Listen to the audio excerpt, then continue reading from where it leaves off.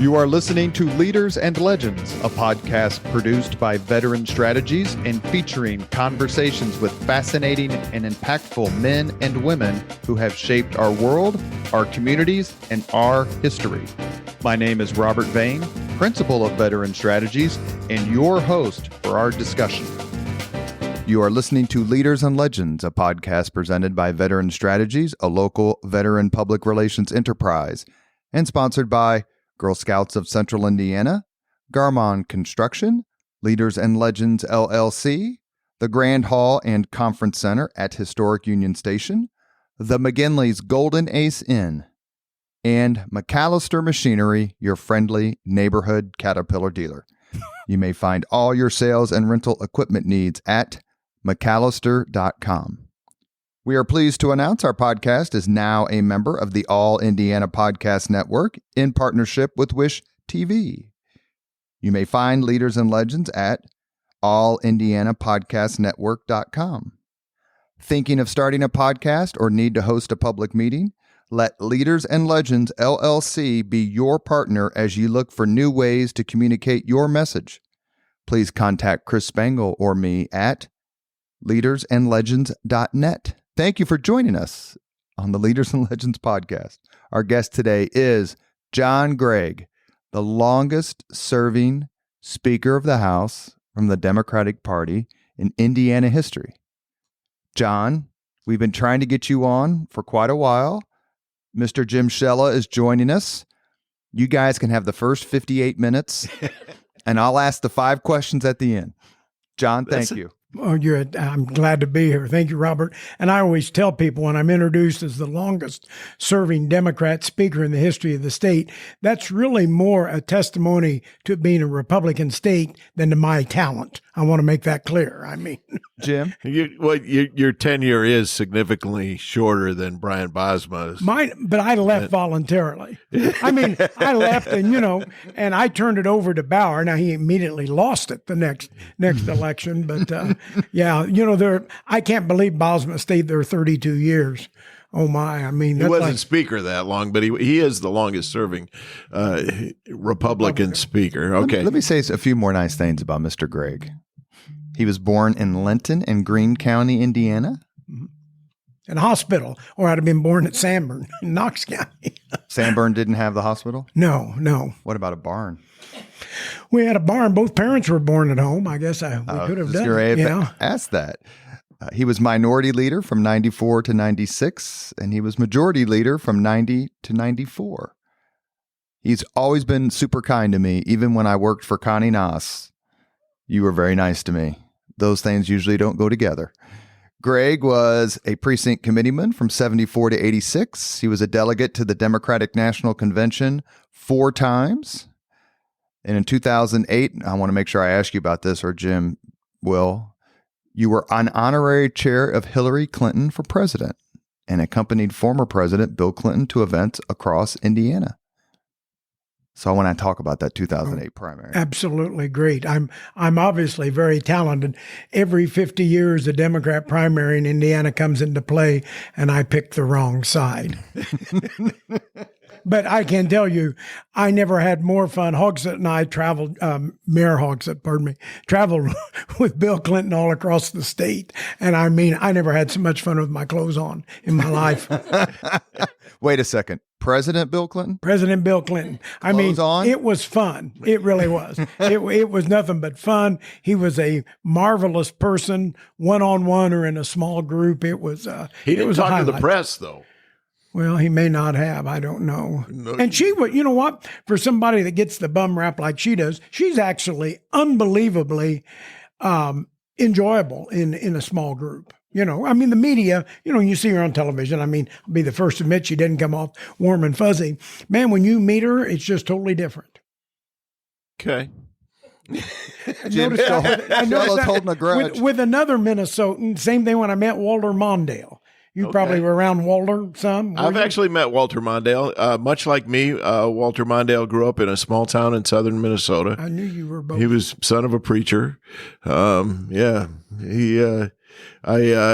had the opportunity to talk to him when he was vice president. What about Humphrey, or was McCarthy from Minnesota too? Eugene Wisconsin. McCarthy he was from Minnesota. Was he? Yep. Hubert Humphrey came and spoke to, I was going to say Indiana. I'm losing track of my Minnesota roots. I went to Minnesota Boys State as a junior in high school, and Hubert Humphrey came and spoke to us there. So there you go. There you go. When did you meet Speaker Gregg the first time? Oh, I met Speaker Gregg in the 80s. Yeah, early 80s. When he was lobbying in the coal industry. I lobbied before I became a legislator. I do everything backwards. And John and I were very well acquainted. Used to see each other at the Indianapolis Press Club. Worked on the gridiron together, and have managed to remain friendly all this time. I would say. Right. Was it weird or not weird? Was it difficult to cover him during his 2 races for governor in 12 and 16? No, and what I've told people with regard to other, I don't think you can do anything without making friends. Whatever your business is, you have to reach out and create relationships and be friends with people. Now, the politicians and the media have an adversary relationship by definition, but what I found was that when I was dealing with a politician who was a friend, I felt like I could ask tougher questions because they knew I wasn't just trying to gig them, that they were legitimate questions. I think that's fair. I always thought I got along fine with almost all the press, and now Abdul used to just really yank me off. But I know, like what's that guy, that crazy guy that's Attorney General, Rokita. Like him, I never considered Abdul real media, but I always enjoyed dealing with. Did you represent Attorney General Rokita in that lawsuit? No, I didn't. But I don't really know him. I've met him a few times, but I wouldn't know Todd Rokita. Tell me this, just to start things off a little bit. Is my memory accurate? You grew up a Republican? No, that was Joe Hogsett. No, I didn't grow up a Republican. My mother was a Republican. My dad was a Democrat.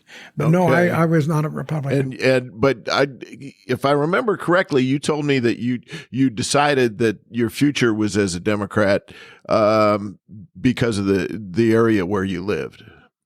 You know, I was a big Democrat young. I loved LBJ. I remember that election. I remember Kennedy being assassinated, of course. Remember the 64 election. I was real excited about Jimmy Carter in 76, and I was a committeeman then.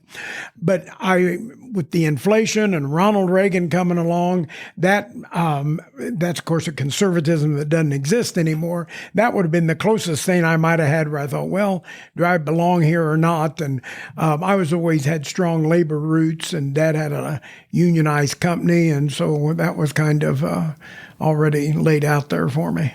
So how about now? What we've seen in this country is the Republicans have moved, by and large, farther to the right. Mm-hmm. The Democrats seem to be moving more to the left.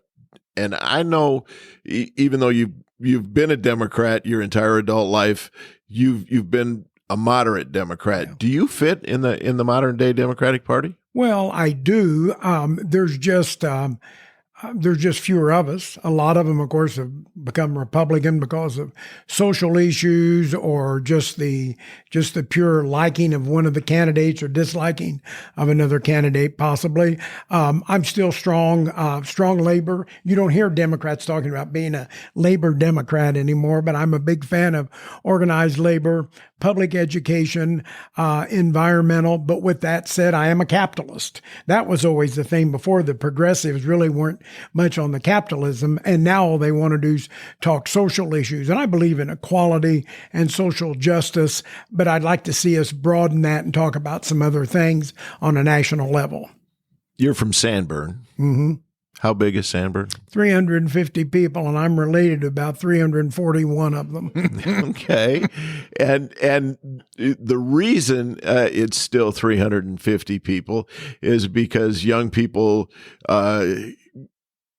go away to college, go away to find work, move out. Sure. Why haven't you ever moved out?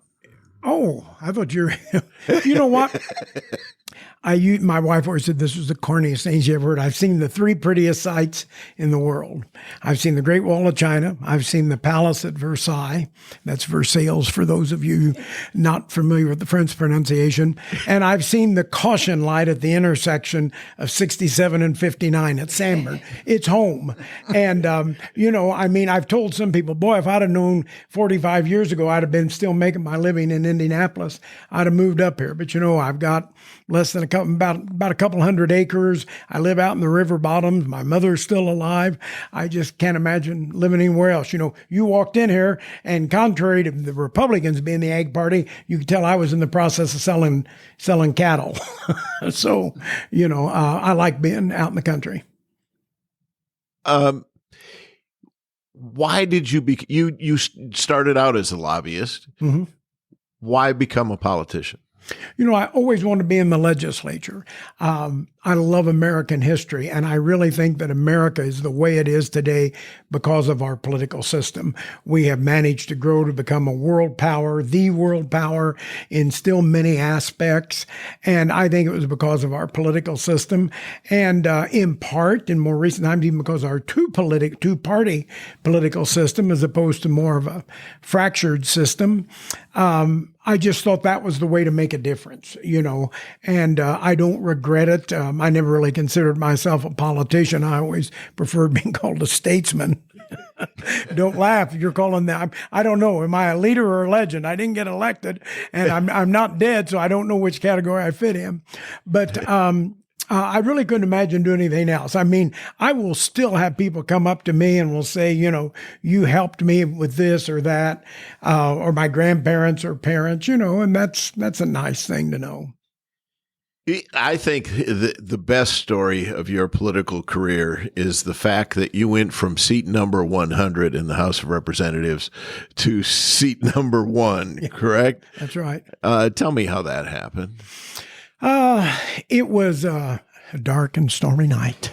It was actually election night, 1990, November.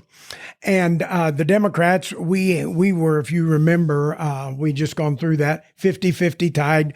Mike Phillips was speaker on the odd days and Paul Manweiler on the even days, or vice versa. I had won. In fact, I knew I had won because I didn't have an opponent. And I'm in Bloomfield, Indiana, because there was a vacant seat. A guy named Donald Dean had retired as a Republican, and Jerry Denbo, a Democrat, won the seat against a very popular sheriff from Greene County, Gene Gastineau.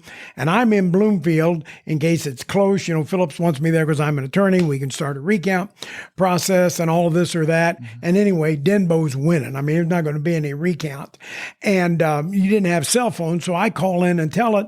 And Diane Massari, the queen, she says to me, whispering, she says, listen, Stan Jones is probably going to get beat tonight. And that means the majority leader's position ought to be open. Most people would have gotten together with their friends and said, which one should we put forward as majority leader? I was a step ahead of them. I decided I should be the one that was majority leader. And then I called my friend. So I came to Indianapolis, took up headquarters in the Columbia Club at night, and went over in room 336 and kept 3 phones going and worked the phones to get elected, and won in a 4-way race on the first ballot. I was very proud of. The only thing that I was more proud of was beating Pat Bauer when I became the minority leader. Before we move on, can we just take an hour or two and talk about how beautiful and wonderful and amazing Diane Carter is? Yeah. I made her mad one time because I ate her toast, and she swore at me. She had this special bread that was made by some Catholic order out on the west side, and every morning at 7 o'clock, she'd eat this toast because she came in early, and I came in at 7. I came in one morning, toast is like popcorn. It has a smell that this side of heaven is just indescribable. And she walked out of my office where the toaster was. There was that fake wall in the speaker's office. You push, and the doors opened up. up. I saw that toast in there, ladled with creamery butter, and I took a bite. And before you knew it, I'd eaten the whole thing. And I went back to the conference table working, and she comes in and saw it, and she pointed her old curved arthritic finger at me and said, John Gregg, and there were some initials, and she said I couldn't swear. I think it was S-O-B. You ate my toast, don't lie to me. And she was mad, but nobody is a better person than Diane. What a treat. The best. Yeah. Now a lobbyist, was on the staff of the House Democrats for years. Yeah. But one of the points that I was trying to make here by asking you to tell that story is that you're ambitious. Yeah, I mean, if you were going to be there, you might as well be in charge. And I mean, I was honored to be there, don't get me wrong. And I sit back there in the back 2 sessions, the second, or two terms, the second one I got on Ways and Means. And I mean, I did. We had a lot of new members, and I worked them. And we also had always a sizable contingency from Southern Indiana then. So new members and Southern Indiana Democrats gave you a majority. And that was back in the days before the internet. There was no live coverage of the General Assembly. There weren't internet cameras so that people at home could watch. And you had a lot of fun in the back of the chamber with, as I recall, some rubber bands, maybe some clothespins. I had a couple, 2 or 3 members reminded me that if they ever saw me shoot rubber bands, as you know, like if you were going to give the nightly newscast from one of those Romeo and Juliet balconies that hang out over, because we'd sit in the back and we'd shoot rubber bands up there. And then Jerry Dimbo was the one that started the clothespin, but I may have clothespinned a person once or twice. So then after 2 terms, I'm in charge of enforcing the rules. So that was. And for those who may not be aware of the practice, when somebody would get up to go address the body, they would attach a clothespin to the bottom of their jacket. It was just, yeah, it was nothing significant about it. It was just, and of course it made some people just furious, but it was kind of harmless fun. That stuff couldn't go on today where you've got cameras on, right? You know, everybody, but. But you become Speaker of the House and you have to enforce the rules. Yet in the Speaker's office, there were no T.C. Steele paintings. You had framed copies of dogs playing cards. Poker playing dogs. Yes. You know, I'm glad you remember that because I always wanted to remember, people think, you know, I mean, I love T.C. Steele paintings, but I could never afford one. So why should the taxpayers put one in my office here? I could afford poker playing dogs, and I had 5 of them up on the wall. And if you remember, do you remember the thing made out of shells? There were 6 humanoid-looking figures made out of little seashells sitting at a big seashell table playing poker. And I had found it at a garage sale for like $1.50 and bought it. And I wrote on it, to John and Sherry, congratulations on your marriage, Evan and Susan. And stuck that there. And people look at that and say, oh, I see Governor Mrs. By got you a nice wedding gift. You know, it was a gag. Nobody ever picked up on it. No. And they were supposed to think, that's not what Evan bought. Yeah, no. Yeah. How was your relationship with Evan By? You know, I got along great with Evan. I was in a couple of classes with him at IU. I'm 2 years ahead of him, just a year older. And I probably, there'd be a lot of members. I got along with him better than probably any legislator, and I think a Democrat, and I think Evan would say the same thing. I was more respectful than most, mainly because I'd always been involved with politics, and we had truly wandered like the Hebrew people in the desert for almost dang near 40 years. And I was always appreciative. Now, do I wish he would have done this, this, and this? But he brought us to the dance, and you dance with the one who brought you. And, were there things I disagreed with? Yeah, but I viewed him as the team captain, and we tried to help him. What do you remember most about being Speaker? What did you accomplish? You know what I remember most is it wasn't fun, and I say that seriously. It's herding cats.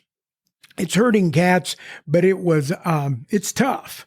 I feel very bad for Speaker Houston because I know he just went through his first, was it full year or second year? Second year. I mean, I'll tell you that first session, even though it's a long one, I mean, you just dread almost going out there because even though you've heard the dialogue and there's a book with it printed out, it takes you a while to get used to it. You got to get used to that machine. You never know who's going to jump up and make a point of order. And even though you've got a parliamentarian, and in the case I had the same thing, Speaker Houston or Speaker Bosma for him, you've got the governor and you have to kind of protect the governor. And sometimes that's easier said than done. Protecting somebody like Mitch Daniels, that was a strong leader, wasn't a problem. Protecting Evan really wasn't much of a problem. Governor O'Bannon, Governor Pence, and Governor Holcomb, not meant as a criticism, maybe weren't in public as forceful leaders. So there would be people that might try to take advantage. And it was a lot of work. I mean, I'm glad I did it, but it was not fun at the time. Wasn't fun at all. And that's why when I decided, when I was thinking about running for governor, kid you not, I called Joe Kernan. I couldn't call Governor Daniels. It would have been not fair. I did not want to call Evan because I knew I'd get more of a political answer. Called Joe Kernan and I said, I'm thinking about running for governor. I said, I cannot tell you I liked being speaker. I said, I was honored to be speaker. I'm glad I've done it. Did you like being governor? And I remember his answer. What was it? He said he liked a little bit of it. He said that he liked being able to deal with, he liked getting to meet new people. He told me he spent more time fighting with Democrats than he did with Republicans. And I think anybody would, you do fight more on your own team. I mean, during 2 gubernatorial campaigns, I never had any crosswords with Mike Pence or Eric Holcomb. I mean, I went to law school with one, knew the other for years, and they were always kind, but you spend most of your time fighting with your own party, and that's not fun. Yeah, caucus is not fun. Caucus sucked. Caucus was bad. The people that talk in caucus should keep quiet, and it's always the ones who have nothing to say that want to talk in a caucus. And it's not fun because it gives people an opportunity just to blow off steam, and you got to do it sometimes. I mean, and I'm not saying I did listen to members, but I would much rather have had a roundtable discussion than a caucus because they're feeding off each other. What's the most number of Democrats you had? 52. When I was the leader, we had 53 one time. And Speaker Houston has 71. Oh, I can't imagine. When you have 52, we didn't have to worry about, not even my friend Craig Fry, who just had open heart surgery. Nobody would peel off because the numbers are too close. You got 71 people. I can't imagine what Brian or Speaker Bosma or Speaker Houston dealt with that, That's too many. We asked Speaker Bosma. Do you remember his answer, Jim? He said that the optimal number was 58, maybe. I'd say 57. I could see 58. 57, 58. In terms of how to manage a caucus. Yeah. Because you have some people that literally, your vote on some stuff that's partisan, and there's some things that just won't sell in a certain area, and some people ought to be able to break and not always have to do something for the governor. It's normally something that the second floor wants. And the third floor is nothing but Irish infantrymen in an Englishman's army. So just remember that. The third floor being the legislature. Yes. We're expendable. Yes. But you never lost your sense of humor. And one of the stories I love to tell was teamed up with Jim Hester as my news photographer for 23 years. And Jim knew a little American Sign Language, and he taught you some of it at one point. Boy, I don't remember that. Was it something with a little pizzazz to it? It was a phrase that most people, the shorthand on it is BS. Okay. And yeah, I guess I do remember. Let the court reflect. Yeah. Well, so there would be, late nights in the General Assembly. Jim and I would be up on the media balcony, recording someone speaking, and if they went on too long, you would look up at us and do a little sign language. Well, those were fun things. And my last session, or the last two, we were live on the internet, but with no camera. And I'm sure that it's kind of like what they do with Congress. I'm sure that's changed the dynamics. I could probably tell you real quickly who loves to talk. Yeah. I mean, the legislature was fun.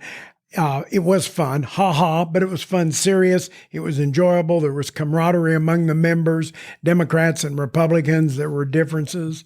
But to tell you how much fun it was and the relationships you built, I can't tell you how many times in two unsuccessful statewide campaigns for governor. I only say that because I got two Republicans sitting in there. That, or I could not counting me. Not counting. Say who's the other one? Or I could have been somebody. I can't tell you how many times I would go to a city and that former or that current Republican legislator, they weren't coming to the event, but they knew I was going to be there, and they showed up and would greet me, welcome me to their town, and that was nice. It really was. Well, so let's talk about running for governor. You ran against Mike Pence, 2012. 2012. And I want to remind you, I could walk into a room of 100 people and take great pride in knowing that 50 of them had not voted for him, because he only got 49.7. They always say he got 50, I had 47. If he can round up, he really won by 2 points. I mean, if we would have had the closest race for governor in 50 years, 60 years, but yeah. So, yeah. I've had people tell me, all we needed was 72 more hours, and we'd have got I've had several Democrats tell me, I used to work for Mike Pence. I didn't work for him in that election, but I was the head of his Veteran Affairs Policy Committee. But I have had several Ds brag on you and said, if we'd have had another 3 to 4 days, Greg would have won that. Do you think that's true? And why would that have been true? I'll tell you why. First of all, we had the momentum. And I don't mean any of this to speak ill of Vice President Pence, because he's somebody that I have respect for the office, and he and I have been friends. He really wasn't pushing anything other than, hey, if you like Mitch Daniels, me too. And, keep the good thing going, good to great. Didn't really have any substantive programs. And that sounds great for the ads, but there were people that thought and looked beyond the party labels. You'd had Dick Lugar had been upset. So that tells you, you've got some establishment Republicans out there. But the momentum was gaining for us. We did not have much money, but we had driven home the message. He had never passed anything. He had never done anything in Congress. He was all about social issues. And on Friday, before the election on Tuesday, he kind of pulled a boner. They had hid him for the last 6 weeks. He was trying to just run the clock out, which you can't do in politics. Found that out in 16. But Mike had a reporter literally was chasing him from Louisville down in the New Albany area. And I've seen the footage. He literally ran to the car, and they were trying to block him from getting interviewed. And if that would have been shown up here, we would have had enough time to make that an issue and shown up here. I think it would have really made people wonder, because we were just gaining. I mean, you could sense it, you could feel it, you saw it in the crowds. We didn't have any money. We raised $6 million. Mike had 15 or 16. I mean, he had more people than a small Central American country. Go ahead, Jim. Well, your ad campaign featured you on camera in every ad, right? Except maybe the last one. The first ones did, yeah. I mean, and they were same guy that had done Hogs when he smelled the tennis shoes. Same guy did my first ads. I mean, they were what some would consider hokey, but people still remember them. Somewhat humorous. Yeah, they were. Right. If you had that race to run over again, would you have taken a different approach? No, I wouldn't have, because we ran all serious substantive campaigns the second time around. Didn't make any difference. No. And no, because I think the ads were so unique. It caught people and they had a message, but it was saying them a unique way. I would not have, what I would have done different, I'd have focused on raising money more. I felt like I needed to be out and be seen and visit people. That didn't mean anything. And I knew better. As Speaker of the House, I knew you had to have money. So the second time I raised money.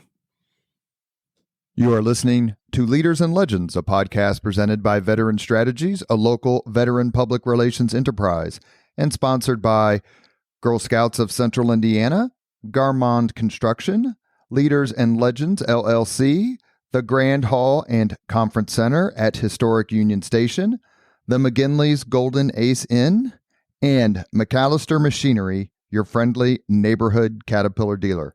Our guest on the podcast is former Indiana Speaker of the House and two-time gubernatorial candidate, John Gregg. We are joined by our frequent co-host. Can I call you lovely and talented? Absolutely. Lovely and talented Jim Shella. Speaker Gregg, is there a particular Hoosier leader and or legend you admire most? Oh, wow.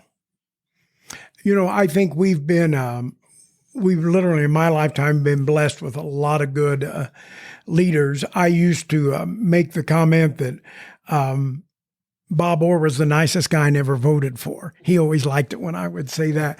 But I guess I thought our governors were good.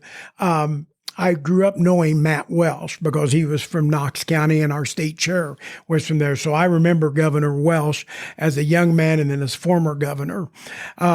I thought Dr. Bowen, whereas I did not support him because I'm a Democrat, but he was very, very popular. And it was interesting. He was so popular that Bob Orr was really under his shadow most of that time. And I will say something in defense of Mike Pence. Mitch Daniels was real popular. I mean, I got so tired of people saying to me, well, we like you, but we want to vote for Mitch. It was always, hey, time out. Mitch isn't running again. But whoever, had I been fortunate enough to win that race, whoever would have followed Mitch Daniels would have been governor with a small g. And I mean, Mike obviously became vice president, but he was still not considered one of Indiana's better governors, nor would I have been had I followed Mitch Daniels. Now, could I have followed Mike Pence? A whole different story. Would you have wanted to have been speaker when Mitch Daniels was governor?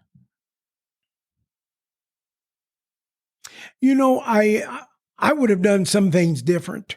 And I'll quote from his speech in 2012 or 2013. I do think as an opposition person, you need to point out some differences, but you also need to support them when they're correct. And there were some things he tried doing. None of the union stuff I liked, but there were some things he did on the toll road and some other things that the Democrats should have supported. I mean, they just didn't do it because of politics, and that's wrong. Well, I was communications director at the Indiana Republican Party and was sitting next to Chris Spangle on the Abdul show. Well, you were in the booth next to us. And I said on live air, I didn't lose my job, even though Murray Clark half laughed and half wanted to fire me. When I said, if Pat Bauer says no anymore, he could have been my prom date. Do you think the Democrats should have worked in concert a little bit more and said, hey, look, we didn't vote for you, but let's move this state. Let's get it out of its rut. Yeah. I also want to say that I thought Governor Daniels was wrong to say it had been mismanaged for so long, but that's history. I do. I think Pat's a friend, but Pat was the wrong leader at that time. You needed a leader who would try to do certain things to make it more appealing to Democrats, make it stronger in labor, make it stronger in spending money all over the state or any number of things. I think they should have cooperated a little bit more because some of them were moving the state forward. You saw that during Bill Clinton's time. You saw Tip O'Neill do it under Ronald Reagan. You saw Newt even do it under Bill Clinton. So, yeah, I think it was a missed opportunity, but Mitch was strong enough it happened anyway, When I was reading through your bio, and I want to go back in history for just a little bit, because you must be I would say, 6th to 10th guest who's had this experience, Greg Ballard being one of them. What was it like to be at Indiana University when they went 32-0 and won the national championship? I say that because Quinn Buckner has agreed to come on the podcast. Really? Mm-hmm. I got to meet Quinn Buckner when I ran for governor the second time. I was over at the Pacers and I saw him walking down the hall and I just mentioned to Greg Schenkel and Herb Simon, I've always wanted to meet Quinn Buckner. He came in there and we had a nice chat. It was great. You knew it was going to be a good season because if you remember the year before, Scotty May broke his collarbone or whatever.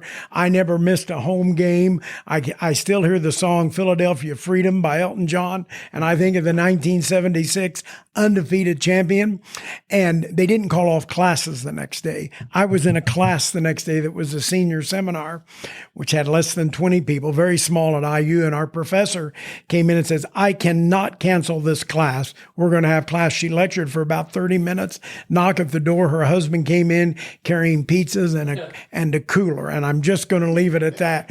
I've told too many people. Well, it was the 70s. No, it was the 70s, but it was great. You know what? And I can remember being on campus. You'd see Kent Benson walking around. He'd speak to people. I can remember Quinn Buckner. I mean, I'd never met him. But they'd see you and they'd smile and wave. Now, Bobby Knight was an ASS. He wouldn't smile. He'd act like, you could stuck a flaxseed in his hind end. It would have hurt. But he just wasn't pleasant at all. Lee Corso, on the other hand, he was the football coach, and he was kind of like the second coming walking through campus. Hell, he'd have students following him, I forgot I can't swear on this. You disguised it. Okay. I'm going to bring you back to politics if it's okay. Going back to the 2012 race and how close it was, the closeness of that race, is that what convinced you to run again? It's tough losing a race like that. And I hope I've never been bitter or said anything unkind in a personal sense against Vice President Pence or Governor Holcomb. I couldn't shake the thought after it was over because I started thinking of things I'd done wrong. And the first thing was I had not focused on raising money. We came that close. If I would have had $2 million more, we'd have been on television and other areas closer, and I thought it would make a difference. I could not shake that thought in 2013, 2014, and I kind of gone out and did some thank yous, to some JJ dinners and stuff. My dad was still alive, but he was sick. And, he kept saying, you need to run again. Subsequently, Dad passed away, but that wasn't it. It just, I just felt like, I want to do this again. And if I get the chance to do it, here's what I'm going to do. And here's what I'm going to do different. And I'm going to focus on raising money. The people in the party knew me. And we had a great campaign the second time. I mean, I felt like we had the best possible campaign team, Tim Henderson, Councilwoman Kristen Jones. I mean, it was a great campaign team. We had great consultants. We had money. We did everything right, but you're not guaranteed to win, and we didn't. Tim Henderson's very talented. Yeah. Yeah. Very talented. And you know what? I'll be candid.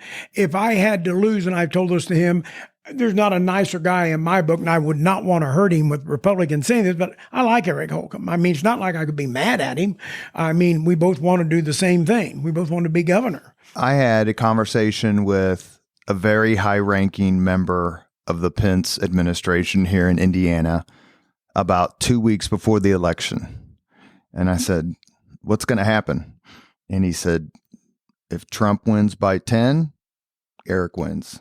If Trump doesn't win by 10, Eric loses. Is that how you saw it? We thought 12. We made it to 14. I mean, that's huge numbers to make up. We knew it all depended on how he was, but you got to remember. And Trump won by 19. He won by 19. Yeah. So, I mean, we lost 5 points. We were in that race, and the moment the FBI director, Comey, who Trump gives the devil to, announced that they were going to look at Mrs. Clinton's computer again 10 days before the election, I mean, Evan dropped overnight. It took a while for us to drop, but we were headed down, and it was just a question, will it level off before Election Day? And looking back on it, it was probably best. You couldn't tell that. The last 2 weeks, all the TV time's bought.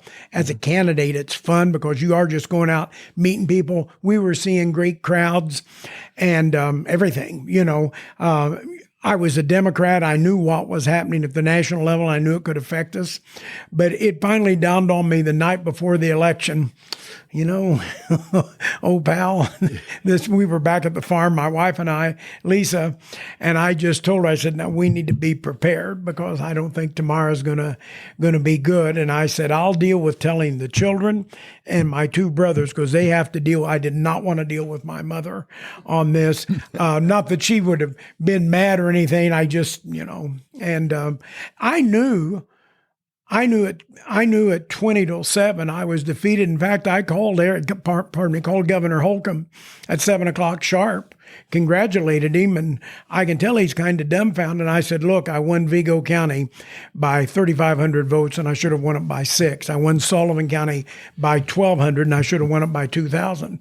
This is over for me." And I told him, as I did then, I said, "You know, if I'm going to have to lose to somebody, I'd a lot rather have lost to you than the Susan Brooks." Oh, I'm sure. Really? I can't tell you. All I want to know, all I wanted was David Brooks to be the first gentleman of Indiana. Yeah, that would be fun. But I mean, Were you guys in law school together, were you? Yeah. You I mean, and I was Susan? in law school with Susan, loved Susan, Brian Bosma, and Mike Pence, and me. I think anybody would have said we would have all sought higher office. I think most of them, since they're an intelligent bunch, felt like I should have gone the furthest, but Well, I talked to Eric Holcomb the day before Election Day. Yeah. He had just seen some polling numbers, and he was very happy. yeah.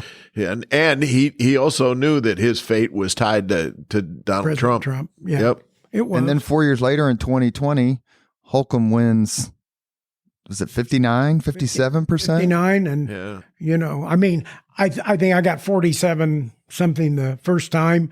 I mean, what would he get? 29? And I don't know what we'll see in the U.S. Senate race this time. I mean, I wouldn't think it'd be 40. Jim, why don't you take him through like politics and the Democratic Party? It probably wouldn't be fair for me to do it.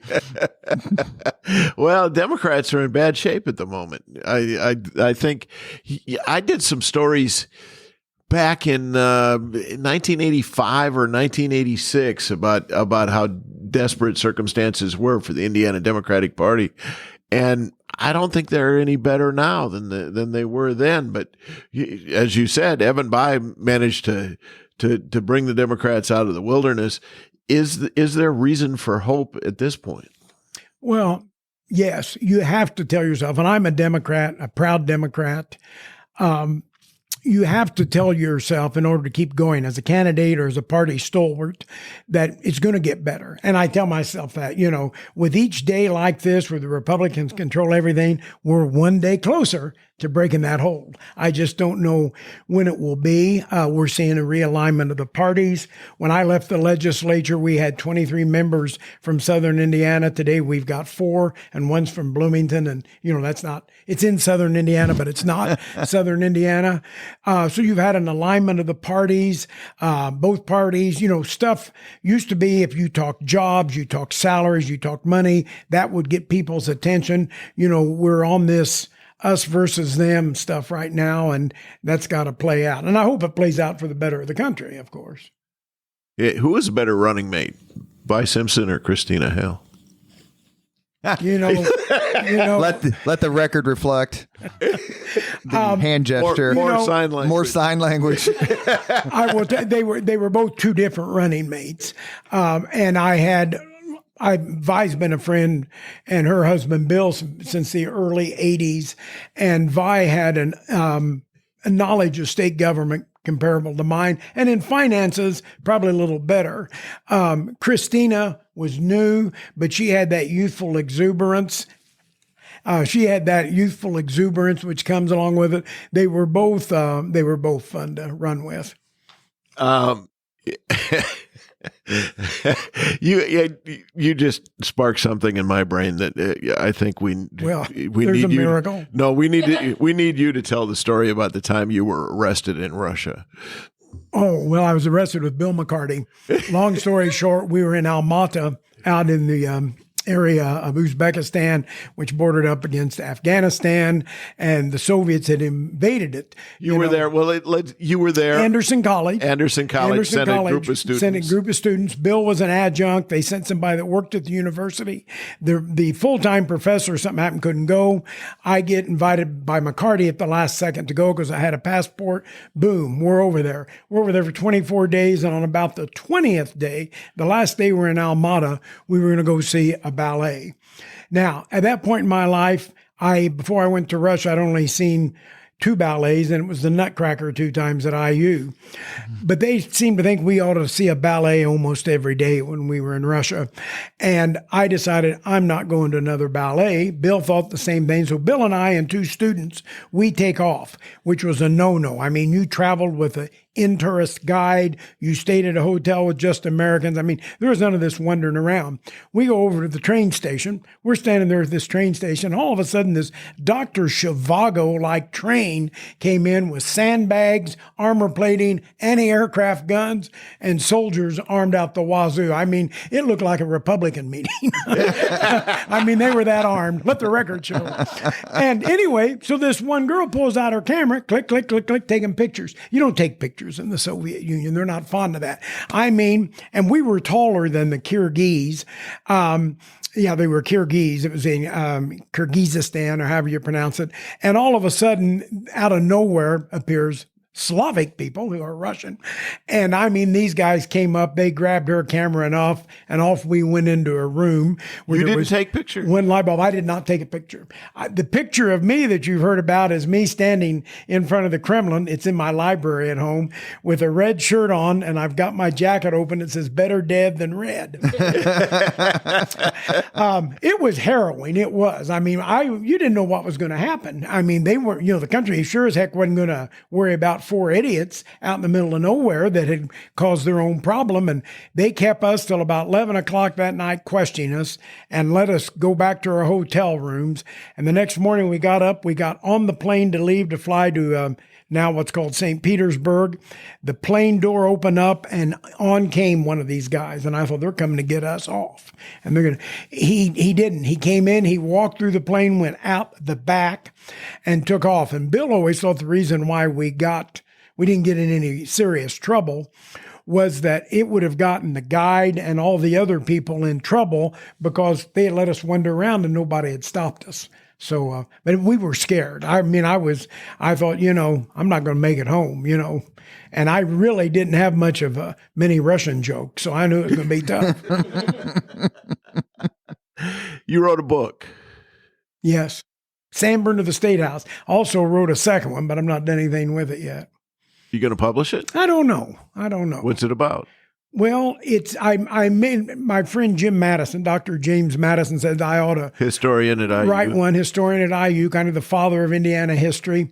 And he says if I write one, I need to be candid. Not that I wouldn't be, but if somebody was not up to par, you need to say it.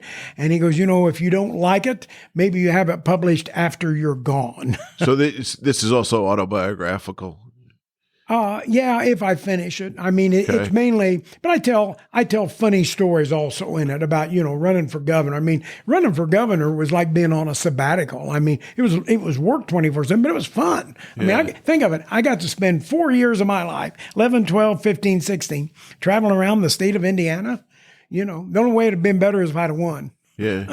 I haven't written a book myself, but I did write a chapter in a James Madison book published by the Historical Society, Really? The Governors of Indiana. There's one chapter on every governor, and I wrote the Mitch Daniels chapter. No kidding. Yeah. I always thought there ought to be a guide like to the birthplaces of people who ran for governor that didn't get elected.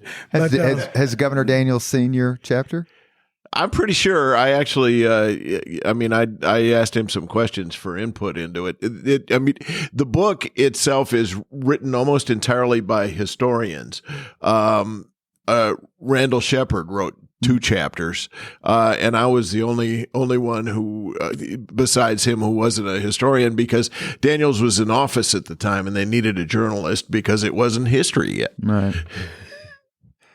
May I ask you a question about 2008? What made you decide to back Hillary Clinton as opposed to Barack Obama? It seemed that there were a lot of people who were excited by Senator Obama's candidacy and really kind of split the Democratic Party. And I know some of those feuds are still ongoing, but what made you choose Hillary over him? Evan Bayh asked me to. I mean, I was a fan of Evan's. Evan had toyed with the idea, in 6 and 7, running for president. And of course, that never materialized. And Hogsett, as I recall, Hogsett had actually called and said, "Hey, listen, we got to help Hillary." And I how I am. I made some kind of comment like, count me out. I'm not doing that. And he says, "Look, you can either do it or I'm going to have Evan call you." And and I got the call from Evan wanting to know, is there a problem? And I said, "No, Governor." I always call him Governor. There's 100 senators, only 50 governors. Remember that. Rome fell because it only had a Senate, by the way. So, I mean, he asked me to, and I was a bi-loyalist in that sense. I liked President Clinton. I didn't have anything against Senator Obama at the time, but there was another race. Had that lasted 36 hours later in Indiana, we would have lost that. You could sense it. Although Hoosiers were excited to see Bill, and there was a lot of enthusiasm, that national momentum had caught up here. What was it? Because Go ahead. Hillary won the primary here Right. by one percentage point. 1%, and of course she lost in North Carolina. Right. Yeah. On the same day. Yeah. Yeah. Same day. What was it like? I mean, this was, really sui generis, right? In your lifetime, there'd never been anything like that. No. I guess if you count 68, that would be it. But in your time here, Jim, as a journalist, I mean, that just must have been a singular situation and journalistic story and political rally.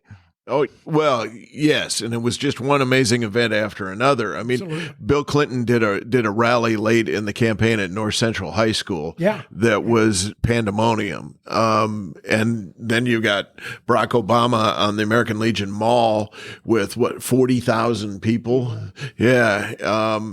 If you'll remember, one of the things I hold on to from that, all these people are on the American Legion Mall waiting for Barack Obama, and he was late in a significant way. It was because he was up at Asherwood taping his closing commercial, where they had created a stage that looked like the Oval Office. Asherwood, which would be the estate of the Simons. Yes. Mm-hmm. You know, when you look back, because a lot of people say they don't believe Indiana voted Democrat in 2008. I don't remember the number, but the number of times that President Obama, as candidate Obama, and then nominee Obama was in the state, and then you had both. I think it was 49. 49, and both Clintons would have added up probably to 30, 35. That made a difference. I mean, it did. You know, all kinds of people voted. They were enthused. You know, I mean, it was fun to travel with Bill Clinton. I mean, he was going in small places, and there were people showing up, Republicans as well as Democrats. Hoosiers wanted to see and hear an ex-president, and he spoke. He had the ability to talk to a whole crowd and everybody connect with it. But I can remember in Huntington, Indiana. No, it's whatever's due west of there. It's not Huntington. Whatever's due west. We had a governor from there. Sitting in a locker room, and Bill Clinton was straddling a bench in this sweat-smelled locker room with Hogsett and I and an aide, ton of Secret Service guys back. We're just talking, and we had ordered from a deli, ordered ham sandwiches. Well, you're in Indiana. It was ham salad. And I can still see Bill Clinton biting into this, talking, and he was lecturing or sharing something, and that ham salad's falling out. It's not getting on him, but it's falling down on his napkin down below, and I can still smell that locker room and taste that ham salad. Yeah, a lot of fun. There's a great picture of you standing next to Rex Early. You're in, is it Vincent? Vincent University. We're both Vincent University grads. I haven't seen the picture in years, but I just remember. What's it like to be Rex Early's friend? Well, Rex is that individual that is a character, in that he has character and he is a character. And I think that's about the highest compliment you can give someone. He's enjoyable to be around. He mixes with all people, but he's also a person of integrity and ethics and honesty. Think the world of him, and wish him well. And he's got a line for everything. Yes, and a memorable line for everything. I remember not all of them original, but no, but I can remember when Brian Howey had his 20th or 25th anniversary.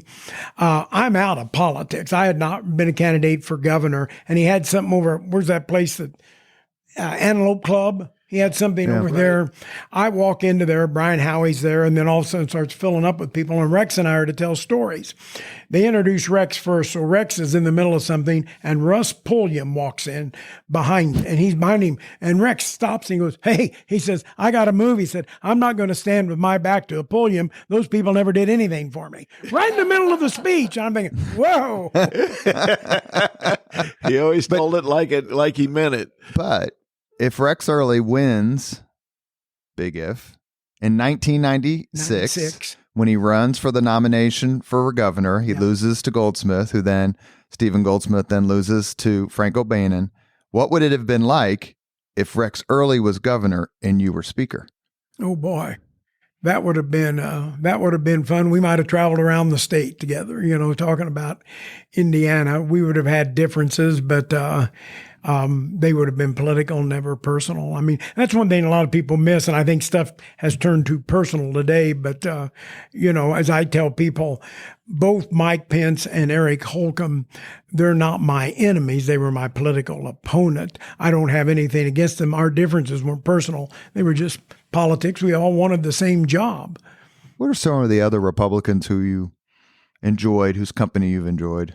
Well, Paul Manweiler was a good person to work with. He was speaker when I got elected, and I also had was minority leader when I was speaker, which was even more enjoyable. He was really delightful. Former state chair Mike McDaniel was always enjoyable to deal with. You had a former sheriff here, Jack Cotty, who was kind of a character and a slice of life as far as a Republican. You guys were in the house together, correct? Yeah, we were in the house. I'll tell you somebody who was always nice to us when we go out to D.C. There wasn't anybody ever treated us nicer than Danny Burton, of all people. Cotty and Burton were very close. Yeah, they were. But Danny Burton was always kind when we were out there. Dick Lugar, who I had never met, I, as Speaker of the House, make a call out to his office, and I get a call back like the next day from, I'd recognize the name if I heard, would there have been a Marty Oakes? No, it was Marty Morris.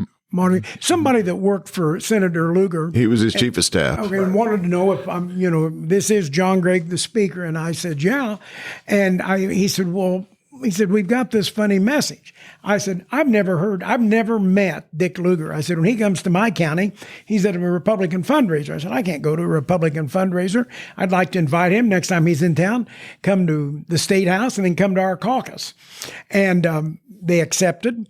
He came and addressed the State House for about 15, 20 minutes. I recessed. We went to a caucus, and I told two people, John Day and Dennis Avery. I said, the man's a United States Senator, and he's coming here. I know you don't agree with anything he's done, but if you're going to talk or ask questions, just don't come to the caucus.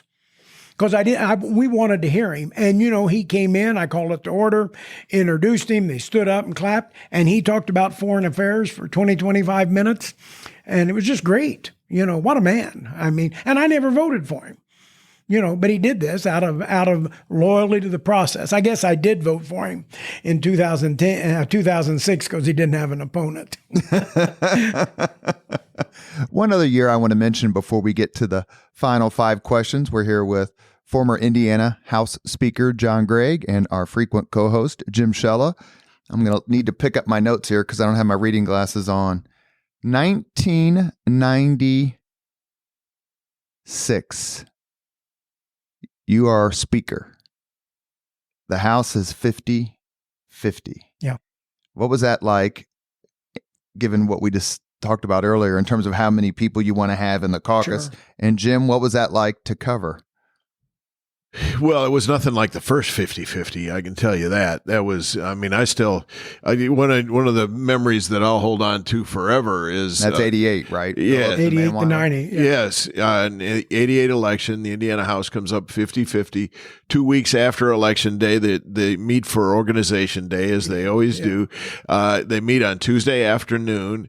They are essentially in session. There are negotiations taking place off the floor, but they were in session until Thanksgiving morning. on and who Thursday. was presiding? The Secretary of State, Evan Bayh. Who was governor-elect. Yes. But that was, I put in a lot of hours that week. Yeah. I remember writing a story after daybreak on Thanksgiving Day and getting it filed and getting home so I could take a nap in order to have Thanksgiving dinner. But it was that was just the beginning. I mean, there were battles for 2 years about who was controlling committees and but it changed everything about the House of Representatives because they changed so many rules. You could call down your own bill. Now the speaker had to put it on the calendar, so but it did change it. And then when I was speaker and it was tied, Paul Manweiler, after trying an illegal and unethical reapportionment mid Baker versus Carr decennial census, we absolutely have to get Speaker Manweiler on the podcast. You have to get Paul on that because Paul, you were wrong and you know it. But anyway, what happened? We had changed the rules, so I got to appoint all the committee chairs, and we had a majority on all the committees. So it worked. It brought legislation to the floor, but you always had to have one Republican to pass anything. And we went into special session. That night, I left that voting machine open and open and open on the third and final reading because the Senate had passed the budget. We're trying to get the concurrence, and I'm waiting for either Dan Steffen or Jerry Bales. And it was like, Lord, please, I just want to go home. And it didn't happen. So at 50-50, nothing passed. But at 50-50, why did you end up as Speaker? Because the Secretary of State was a D? Governor. Secretary of State was a Republican. It was Sue Ann Gilroy. They had tied it to the highest elected 90. official. Well, and 90. This you're 96. This is 96. 96, forgive me. Yes. Yeah, Frank O'Bannon beat Steve Sue Ann Gilroy. And when that's right. And when they had changed the rules in '88, that was one of the rules they changed. It'd be governor in the gubernatorial years and Secretary of State in the other ones. Because the Republicans thought there's no way Steve Goldsmith's going to lose to Frank O'Bannon, and he did. Were you surprised? No, I was surprised that I was surprised we tied 50-50, and that was a tough time to get negotiated and get going. But no, I mean, people liked Evan Bayh. Frank O'Bannon was likable. It was kind of like Mitch handing it off to Mike Pence. I mean, when you have got a real good governor, people are kind of happy and they kind of tend that way. And they liked Frank. Frank was a likable guy, and Evan had been a good governor in the eyes of the public. So it just happened. One of the questions and Jim, correct me if I get this wrong, but one of the questions you asked Speaker Bosma when we had him on the podcast a few months ago was really, it said that the Speaker is the second most powerful person, but the most powerful person when the legislature is in session. Did you feel that way? Well, I know the stars always said that. It would apply only if you had a majority, certainly. Yeah, and we had a majority the last two times. For you to think that would have been hubris, and the ancient gods struck down people filled with hubris. So well, I promise not to ask Todd Houston that if he comes on the podcast, but I'm happy to ask you that.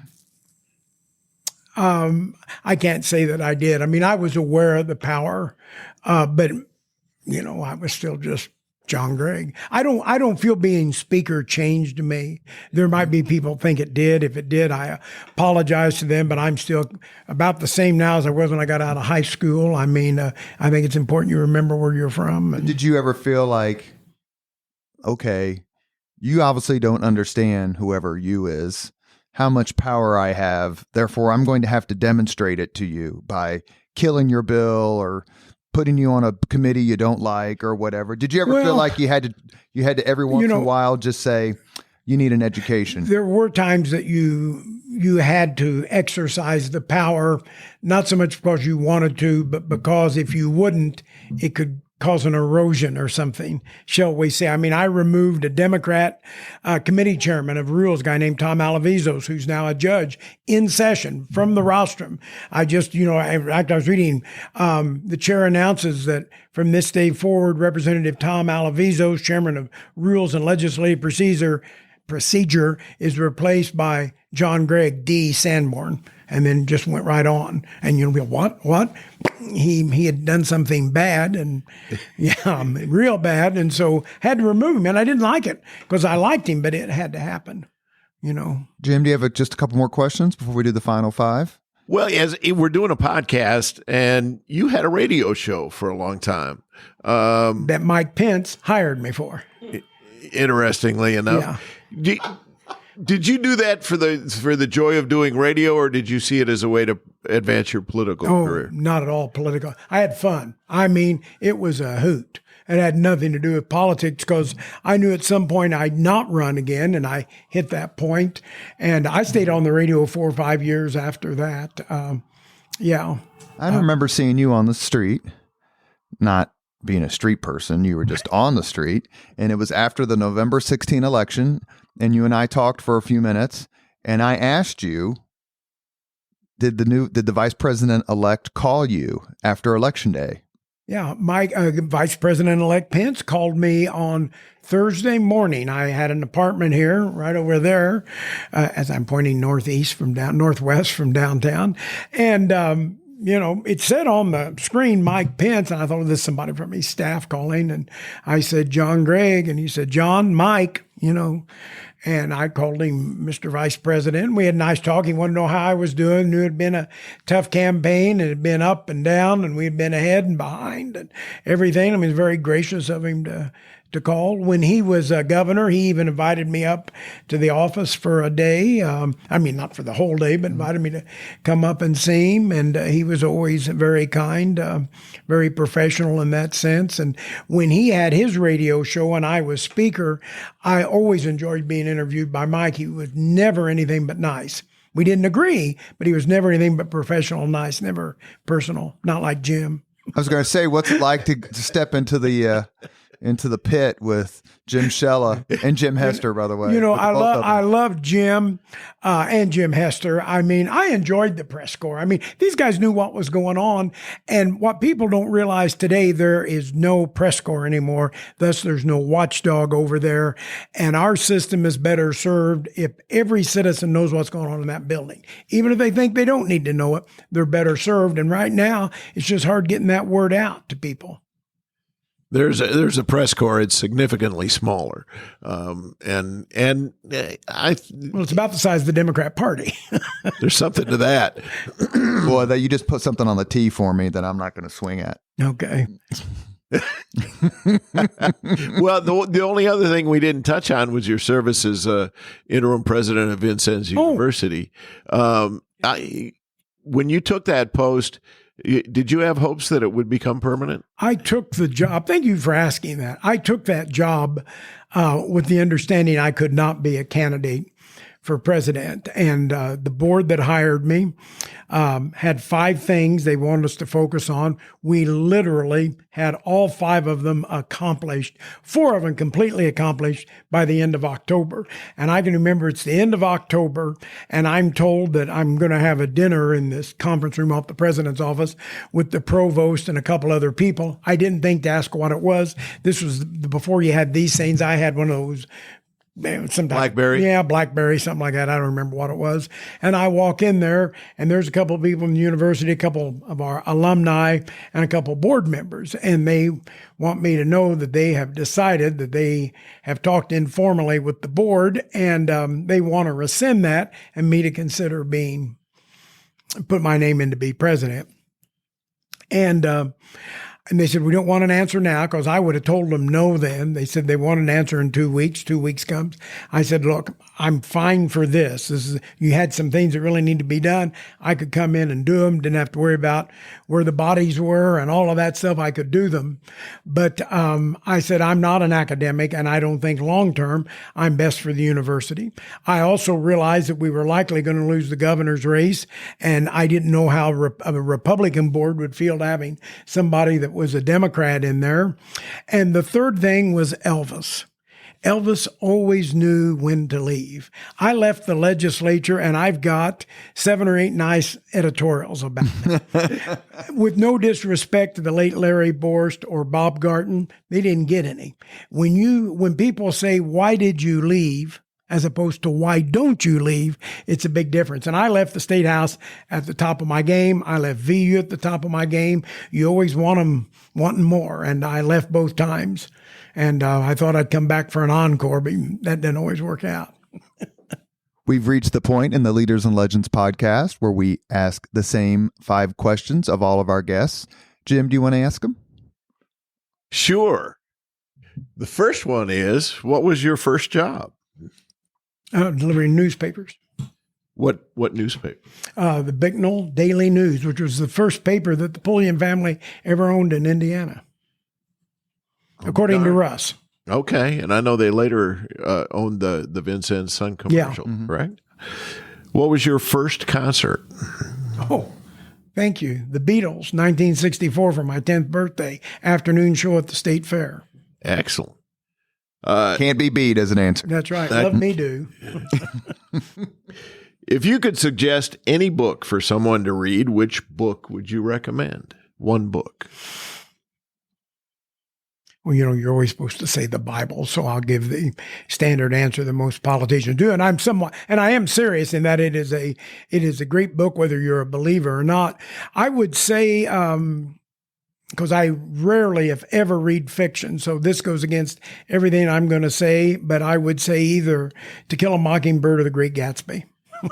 I think those are 2 good choices. We should note that the last time Speaker Gregg went out of the country for a vacation with his lovely wife and or friends and whomever, I got the call saying, Robert, I need 4 or 5 books to read while I'm out of the country. Give me some titles. A beach read, maybe? A beach read of some kind? If you could witness any event in history, be there in person as it happens, which event would you choose? It would have had to been one of 2, and I know you asked for one. It'd either have to be when they debated the Declaration of Independence or the signing of the Constitution. One of those 2. They would have both been great. Independence Hall in Philadelphia. I stayed at a both hotel. times. I stayed at a hotel right across the street a couple of weeks ago. Very popular answer. Is it? It would have just been great to have and it's been. still a very popular tourist site. I was just there last week. Yeah. Final question. If you could have dinner with anyone living today, 2 hours off the record, just to chat, whom would you choose? Oh, that's easy. You got to realize I'm the same age as you. It'd be Ronnie Howard. Who is the same age as us? Yeah, who's Opie, who is an accomplished actor and a director, and he's just somebody I'd like to meet. He's an interesting I know guy. I should have said Indira Gandhi or something. He's an interesting guy. I know he's got several kids, and they're all named after the place where they were conceived. Correct? Yeah. He just put a book out with his brother Clint. Have you seen that book? Oh, no, I didn't know that. I'll buy it. You are the readingest one, son of a gun. Your suggestions I always like. I have some people come with, we know you like to read. Here's a book. And I hate not reading it, but boy, you get some crap books. Well, I appreciate the call. This is an honor. When I saw your name come up on my phone, I'm like, I don't think I did anything wrong, but you never really know. Yeah. It's like when Shella would call me for an interview, and I'm like, God, we must have screwed up. Shella's calling me. You have been listening to Leaders and Legends, a podcast presented by Veteran Strategies, a local veteran public relations enterprise, and sponsored by Girl Scouts of Central Indiana, Garmond Construction, Leaders and Legends LLC, the Grand Hall and Conference Center at Historic Union Station, the McGinley's Golden Ace Inn, and McAllister Machinery, your friendly neighborhood Caterpillar dealer. Our guest today has been former Indiana Speaker of the House, John Gregg, and we were joined by Jim Shella from Wish TV, Emeritus. Thank you both so much. It's great to see the two of you together. Thank you. Thank you very much for listening to Leaders and Legends, brought to you by Veteran Strategies Incorporated. If you want to contact us about this program or our menu of public relations services, please send us an email at robert@veteranstrategies.com. That's robert@veteranstrategies.com.